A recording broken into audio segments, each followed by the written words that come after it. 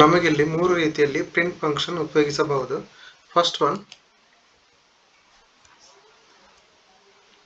ಇಲ್ಲಿ ನೋಡಿ, print function direct ಆಗಿ ಕೊಟ್ಟದ್ದು.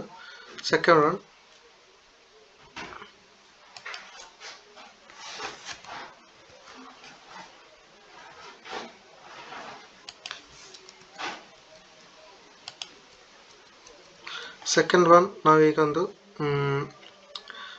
ಪ್ಲೇಸ್ ಹೋಲ್ಡರ್ ಉಪಯೋಗಿಸಿ ನಾವು ಪ್ರಿಂಟ್ ಫಂಕ್ಷನ್ ಇಲ್ಲಿ ನಾವು ಕೊಡುತ್ತಾ ಇರುವುದು ನೋಡಿ. My name is Chandrashekar. Okay,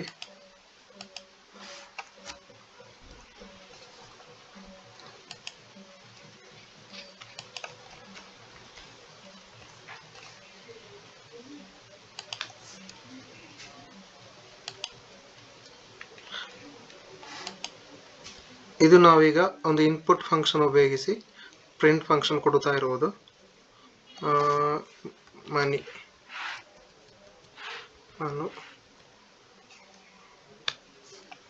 so enter ನೋಡಿ. ಈ ರೀತಿ ನಮಗೆ ಮೂರು ರೀತಿಯಲ್ಲಿ ನಮಗೆ ಇನ್ಪುಟ್ ಫಂಕ್ಷನ್ ಕೊಡಬಹುದು.